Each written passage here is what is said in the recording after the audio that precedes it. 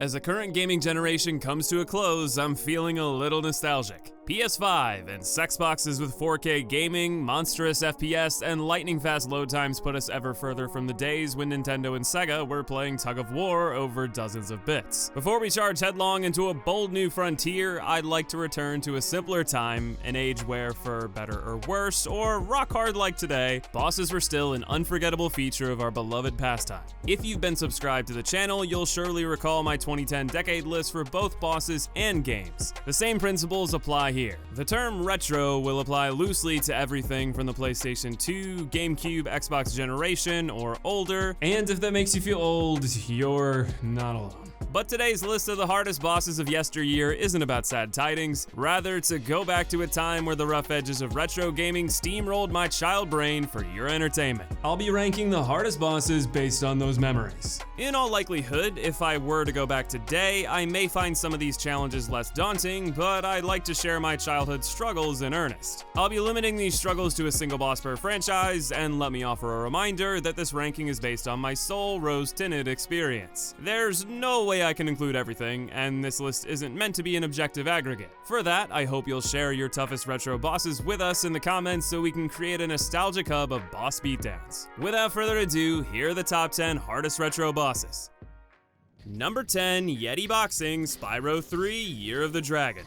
Kicking off an elderly list of fisting is a less traditional mugging from this boxing Yeti. If you think that sounds weird, wait for the setup. You're Bentley, the Ice Club smashing behemoth that is helping Spyro regain all the dragon eggs stolen by an evil sorceress. What does she want with a cornucopia of fledgling dragon babes, you ask? To rip off all of their wings and use it in an immortality potion. Because we definitely want someone like that around for an eternity. In Spyro's quest to save the eggs, his allies help him retrieve some he couldn't on his own thanks to their specific talents. Bentley's talent is smash, smash. Yeah. That is, other than being his runt of a brother's whipping boy. With his incessant whining, this rotten furball decides his ball is more important than any egg. Just listen. Hey, wait a minute, this isn't my ball. Bullied by our criminally chiseled Chad, our little bro's ball was stolen. To retrieve it, he signed us up for honorable fisticuffs. If by honorable you mean the AI punching faster than you, seemingly predicting your inputs, and pummeling you into the cold ice again and again and again. Your first battle is a solid warm-up. You can jab, work the body, swing wide, or block high with passive control blocking low. He'll fight back, but mashing random buttons generally wins the day. For the second egg, he cranks up his speed, AI, and reactions to 11, to the tune of dozens of KO'd Bentleys. When you get hit, it knocks you back. You can try to back off or push in on him, but that would often keep smacking you out of range, with him continuing to swing away at you and repeat. As an adult, I see the logic behind mashing the fast jab and cornering him in hopes of beating out slower attacks with animation cancels. You also could get in a few early hits and play a game of chicken for a technical knockout. But as a kid, even with these strategies in mind, it took countless attempts to finally claim victory. While I respect the diverse amount of minigames that the classic Spyros offered, there were a handful that lacked proper balance. As a kid, there was no hurdle in Spyro harder to handle than taking down this heavyweight champ. Number 9, Whitney, Pokemon Gold and Silver. Ah, to be young and in the throes of the original Pokemania. Gotta Catch 'em All fever took the world by storm in the late 90s in a way I'll never forget. Seriously, how could I? I have a Pokemon time capsule on my bookshelf. I cannot believe this thing still works. What is this godforsaken monstrosity? Miltank, the get-fucked Pokemon.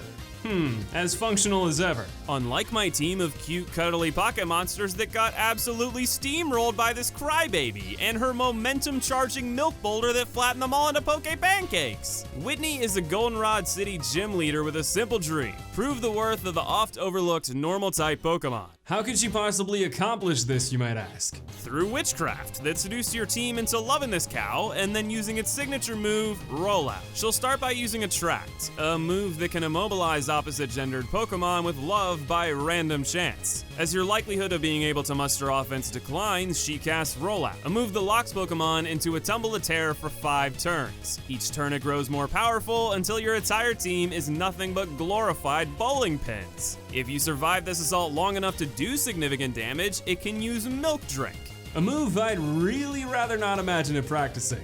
This will replenish half of its HP, and it's a tanky heifer, might I add. To round out its quadfecta of horror, it can stomp whatever hopes you had left for damage and a 30% flinch chance. So it infatuates and stomps to decrease the likelihood of attacks getting through, sucks its udder to keep any that do get through from mattering, then bowls through your squad once you've summarily been fucked. Like any JRPG, it's a numbers game. With the right grinding and strategy, you can smash her down literally. While this part might not be traditionally difficult in the sense we would normally talk about for this type of video, it sure is a pain to deal with her bawling like a sore loser and refusing to give you a gym badge it might have taken you ages to earn. Suffice it to say, I will see this image in my nightmare until the end of days.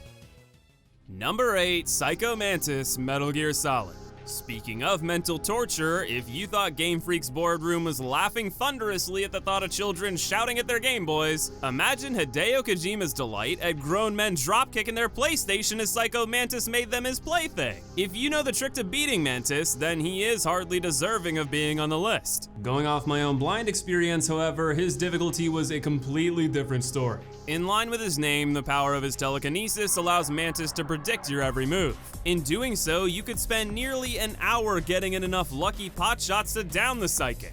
If you take the hint from his showboating, you'll figure out that he's reading your controller inputs. Understanding what his fourth wall breaks claim and finding a way to solve that issue are completely different beasts. Keep in mind, Metal Gear Solid came out in 1998, well before home computers and the internet were prominent household staples. It wasn't as simple as a quick Ask Jeeves search. You needed to figure out yourself or die flailing around.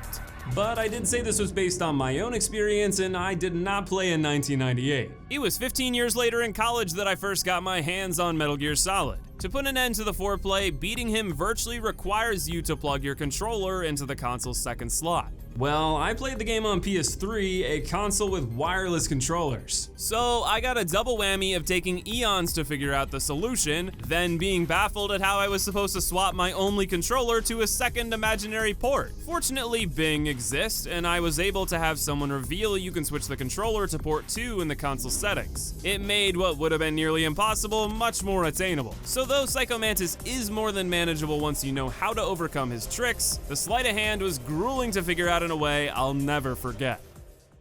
Number 7, Lord Wu Fak Fak Banjo-Tooie. The N64 Banjo duology has some fantastic bosses overall. Breaking them down to their nuts and bolts in a modern context, however, there's some serious warts. Specifically related to this boil-covered nightmare. In theory, what you need to accomplish is simple. Use grenade eggs to burst his body bubbles until he opens his eyes, then blow those up too. Until he opens them, he's fairly bad at finding you, so you do get a reasonable margin for error. A margin you'll sorely need when you take into account the combination of the horrendous camera mixed in with swimming and aiming at the same time. Much like Spyro, Banjo has immensely creative collectathon concepts. Tooie in particular went real wild with its offerings, which, also similar to Spyro, resulted in some painful jank. Something that was way worse on the N64 with this god-awful Trident controller. Navigating the water while searching for the single lit up boil you need to blow in an ordered 6-stack is maddening. The dizzying camera, his movement against yours, and the electric balls is more than enough to ring a defeat, but once he opens his eyes, he throws bubbles into the mix to trap you. Resources in terms of both health and grenade eggs can wear thin quickly as you make mistakes, and for my childhood self, those were endless. It's low-hanging fruit, but you just know about every kid out there who had to deal with this dizzying camera with shouting Lord Wu fuck at their TV. Banjo-Tooie provided endless hours of entertainment in my youth, but Jolly Roger Lagoon and the beast at its center will forever be cemented in my memory as an agonizing ordeal. Number 6, King K. Rool Donkey Kong 64. A fusion of Rareware N64 and boxing bosses brings us King Crocodile, assuming you made it through the real challenge that is surviving Donkey Kong 64. No hate intended, I actually think the game is an underrated gem, but it did have a divisive critical reception. Having dedicated tasks for 5 separate Kongs in the same level with tedium and swapping between them made for migraine-inducing completion, a problem in a platformer collectathon.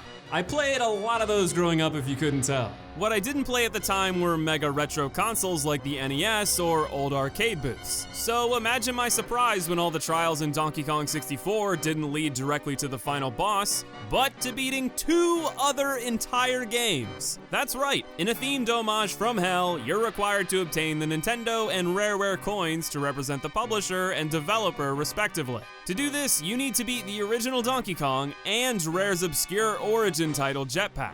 Never heard of it? Neither had I, considering it released in 1983 under Rare's old moniker of Ultimate Company on the ZX Spectrum and the VIC-20. Now there's the list we really need. Top 10 hardest bosses on the VIC-20. Suffice it to say, after all of my efforts to collect a treasure trove of golden bananas, I was blindsided when the final stretch demanded an entirely different skill set to even access this boss. So, setting aside the absurd difficulty shift to even have King Krool grace you with his presence, this difficulty knockout is just getting started. In clever allegiance to the game's quintuple Kongs, the fight is divided into 5 rounds, one with each Kong participating. Starting with Donkey Kong, you have to avoid shockwaves while climbing turnstiles, hopping barrels, and yeeting yourself into his openings. At first, the buffoon will give you an obvious window as he soaks in the crowd's praise, but as you continue through the other 3 barrels, he'll start to fake you out, eventually leaving minuscule windows to get your launch in. Diddy Kong has to fight flying fists and the camera as he rockets upward to the lights and shoots targets to dunk them on Krool 4 times.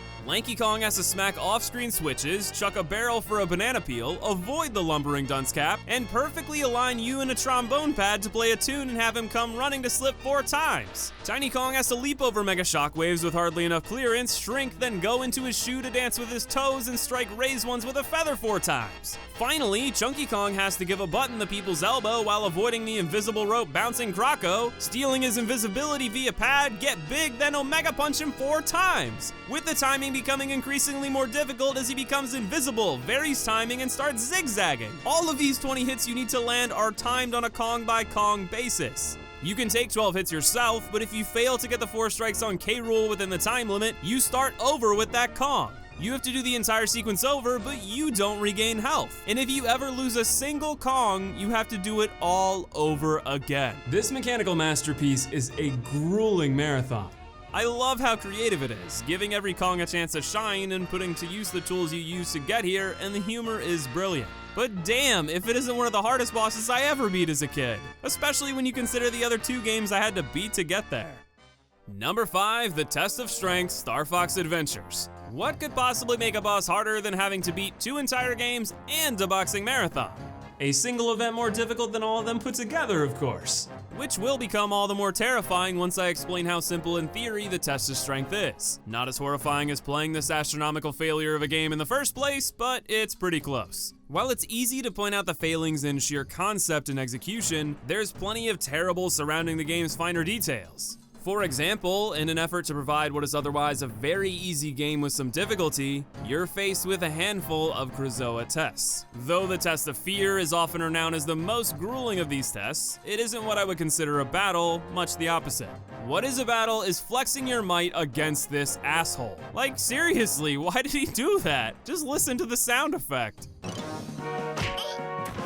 In reality, it's nothing compared to Nintendo's devious obsession in measuring challenge with blistering button mashing. The Test of Strength is simple. Push the object harder than the Bullysaur to drop him into the pit. The catch is, you have to press the button at an almost impossible speed to overcome the test. I practically had an existential crisis trying to figure out how I could end this torture. Did I need a turbo controller? Should I follow online advice to rub a ballpoint pen across the button? Things like this are insane to me. When you have to share tips online to massage a button at a perfect pace to reach a climactic victory, are we really strategizing about a game here, or are we trying to fit a circle into a square peg? I have vivid memories of passing the controller around a group of friends in one of those see if you can beat it moments. One of my friends managed to only by holding his breath, turning beet red, and pummeling that button like he was taking revenge on whoever came up with this bogus test. One well deserving of an infamous spot in the top 5.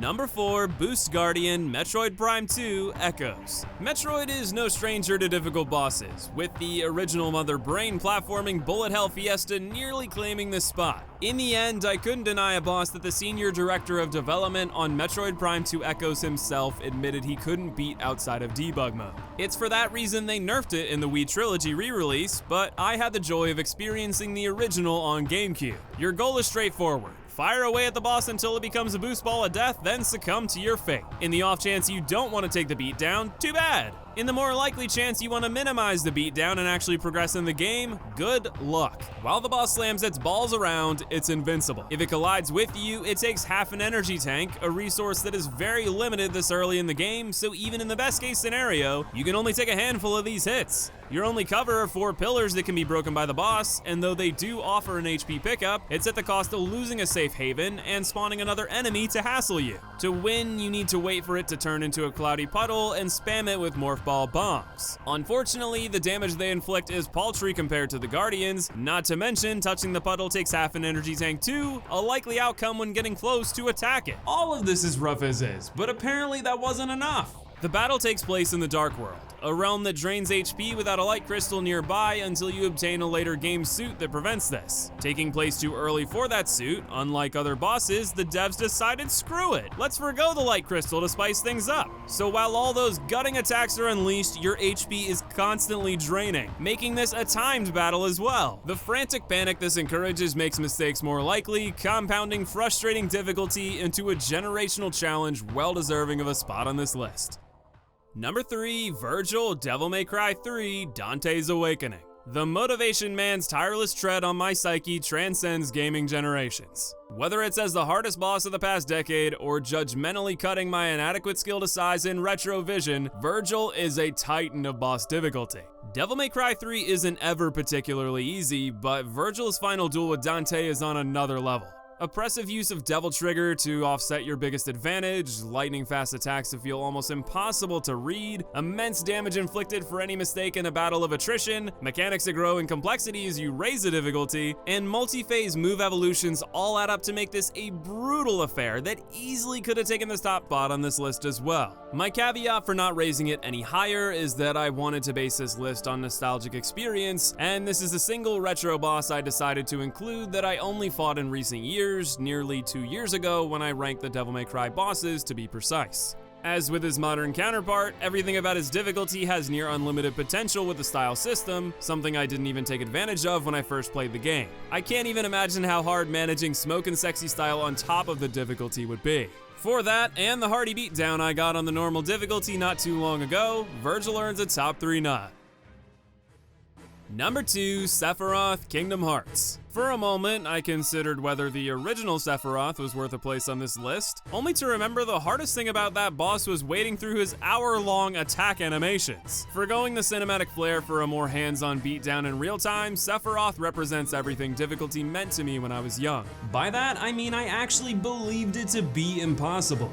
I am by no means joking when I say I don't think I ever lasted more than 30 seconds in this fight. It didn't matter my level, it didn't matter my persistence. I could try and try all day, but Sephiroth would swiftly defeat me before I could even imagine the full extent of what heights his difficulty could truly reach. A mixture of blistering speed, high damage, insta-kill mechanics, near unreactable counters, and fast mix-ups make fighting Sephiroth feel almost unbeatable even as an adult. When I went back to do a boss rank into the first game a few years ago, it was only through the power of spamming elixirs, cure, second chance, and high defense that I managed to outlive his relentless assaults. When I finally won all those years later, it felt like I beat a legend. Something that as a kid I truly believed to be an impossible challenge put in as some sort of odd joke. So what, might you ask, could be harder than that? More boxing, baby. Retro gaming's hardest boss is none other than a celebrity cameo in his own game to beat the snot out of you. Mike Tyson of Mike Tyson's Punch-Out. I may have thought Sephiroth was impossible, but I still believe Mike Tyson is impossible, or at least as close as you can come to the meaning of the word. Sure, if I put in countless hours of practice, there's a chance I could squeak out a victory in this mythical match, but that's time I have no intention of spending. My only experience with Tyson was through using a cheat code out of curiosity in college and thinking to myself, there's no way he's actually as hard as people say, right? Legends are legends for a reason, D-Mod, you punch-drunk idiot. For the first minute and a half, Tyson throws Oko uppercuts without reprieve.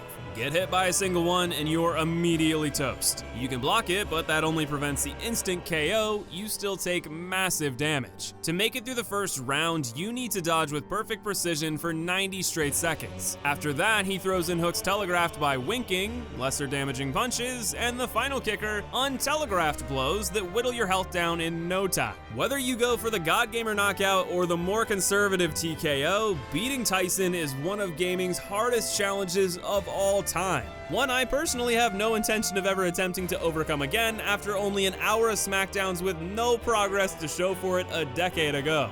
With my defeat already decided by refusal to ever step in the ring again, Mike Tyson will forever remain my hardest retro boss. But of course, that's just my opinion. What bosses beat you to a pulp throughout your childhood? Let us know in the comments below because I'm sure there's plenty I missed. Leave a like if you enjoyed and would like to see me cover the best and worst retro bosses, and be sure to subscribe to stay tuned for more content ahead of the next gaming generation. And of course, I want to thank you for watching, much love to you, and I'll see you in the next video.